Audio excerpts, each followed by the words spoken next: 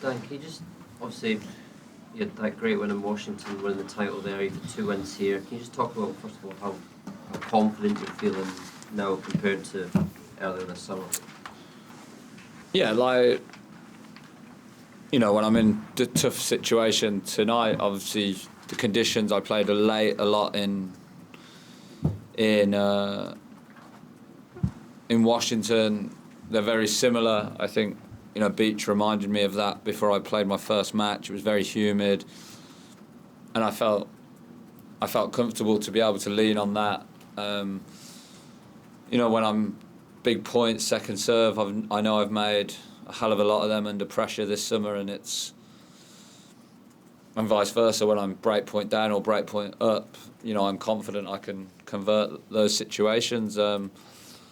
And when I don't, it's not a big deal. It's go back and work for that next point, and that's just comes with matches, and that's what on the other hand of it was so frustrating over the grass that I didn't have those matches to feel sharp, and I was always searching, and that's which was a little annoying about the Halys match on the second evening, that if I got through that, I felt I was in a good, I really, come out, was playing well, had been told the night before by, Ben Harron, Nathan Rooney come to the house and, just told me, just shut up here, like, you need to hear some stuff and you need to get back to what you're doing, and that really set me forward. I lost the next day, but I come out, I played well, and it really set me forward for. I believe that those words really helped going forward into the summer, which were, just stick to your game and stop fucking worrying about winning, losing, and that's.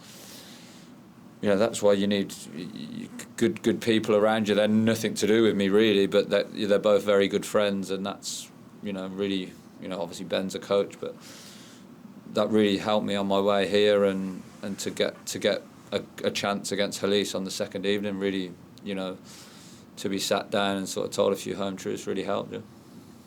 Well, they said that you weren't playing your game, that you exactly weren't, yeah you weren't backing yourself basically. Yeah, exactly. Stop the, trying to worry about what's going to happen at the end of the point. Let's start off at the start of the point, hit your slice into his backhand, and then get on your forehand. And it was just simple stuff. And yeah, that was it. And then we ate a good earth Chinese, and that was that. And went back the next day.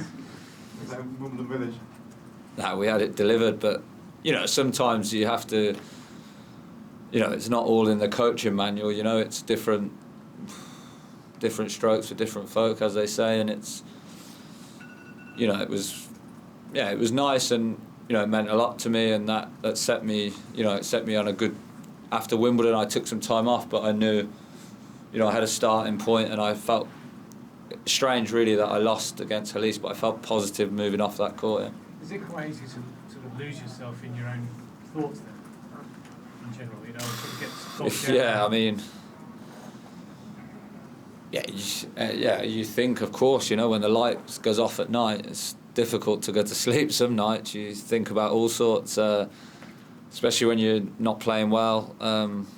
But that's, I think any sportsman will tell you, restless nights is, not their ugly stuff, and it's hard to switch off. I'll probably sleep great tonight because there's nothing to worry about, but when your game's not there, it's not easy. It's you want to be left alone. You don't want to be around people. You want to be, but yeah, that's where you earn your corn. Yeah. You've beaten a number one before. I think Novak was number one when you beat him in Monte Carlo. Does that have any? Obviously, different tournament, different service. Does that kind of have any relevance in taking on another one? On Saturday. I genuinely, when I play on the tour, I don't think about what ranking people are. I genuinely don't. I see they're normal people. They, to put it frankly, they do exactly the same what all of us do in the morning when they get out of bed. They're very good at the sport, but they still get nervous. They deal with it better than us, and that's what I think has helped me when I've played better players is is that sort of stuff. And Alcaraz is an unbelievable player, but what's the point in me going out there thinking he's number one in the world? You've got no right to beat him. This is going to be, and if I get into an opportunity where I need to win a big point, I'm going to be nervous. I've made myself nervous, and I think that's what is important. Is, you know, you realise they're very good at what they do, but they're still human. They still get nervous. They deal with it a bit better on occasions. I think they even speak about it themselves, that they get nervous. That's normal. So yeah, it's not. Won't be thinking when I'm out there he's number one in the world, I can't win this match. I have to go out and hope I can put my game on the court and get myself into a good position. And what's Carlos like as a bloke away from? I know him exactly the same as probably the same as you guys. Says hello, very polite, very well mannered. Yeah, I think he's a very good ambassador for tennis.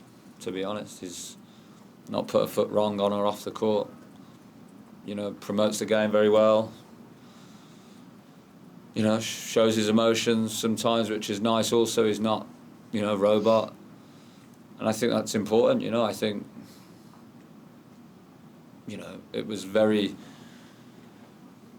strange when you see people, you know, show emotion this day and age, and I think it's nice that when the top guys show a bit of frustration, if it's done right, it's the normal. It's the same as us guys. We get angry, and it's a tough sport. You played as a Novak, and you played a lot with Roger. How do you rate him and all the great players he played? I mean, it's tough. They're all, you know, you can all put superlatives about them all. That they've all had unbelievable careers. You know, throw Andy in there, throw Stan in there. To win Grand Slams in that era, if you've won one, it's an astonishing achievement. If you've won three, monumental. And then you talk about the rest of them, it's insanity. So, yeah, I'm not going to sit and say who I think, but they've all done wonders for our sport, and that's why you sort of sat here and still in half decent jobs, maybe. You've played on Ash before, and Yeah. I'm presuming the matches on there. How do you think that experience will stand you instead? And just tell us what it's like when you're walking out in the moments before. What's going through your mind?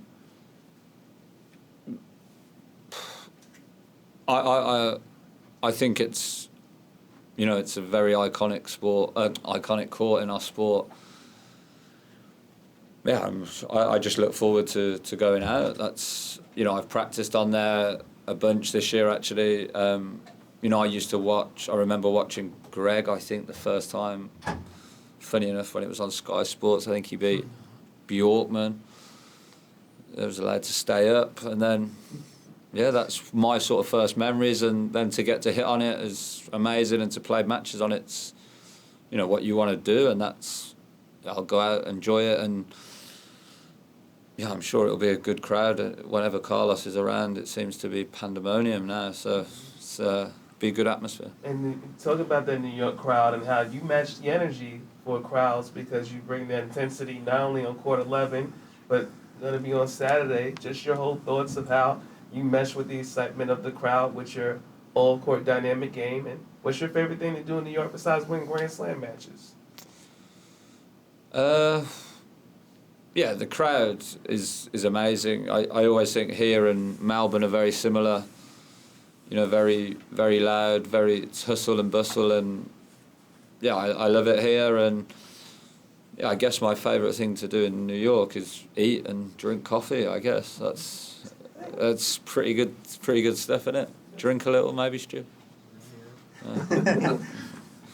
Carlos obviously plays with a lot of variety. He comes to the natural. Yeah. And you're a player who has a lot of variety. How different is it to play those types of players compared to, you know, just someone? I mean, obviously, yeah, I prefer that match. It's way more fun for me to play in. I also think it gives me a bit more of a chance. You know, I have sort of weapons to go back when they play like variety. Yeah, and it's way more fun. hopefully that's the way he plays and not just tries to blast me off the court, which was what he could do. So yeah, hopefully he doesn't read the British press, which I imagine he won't. Is it nice to be joined by 3 other Brits as well on Saturday? Yeah. Well, they've done great. Couldn't name them off the top of my head. Oh, Naz, Jack, and Katie. Yeah, they've done good. Naz, he did goodish today, but he kept me a bit too long in the locker room. Could have won the second a bit easier, but nah, he did good today. And yeah, I think Katie's got a really good chance. I think she plays Stern. Is that right? It's a big. You know, we've seen it once. Start getting through the 3rd, 4th round.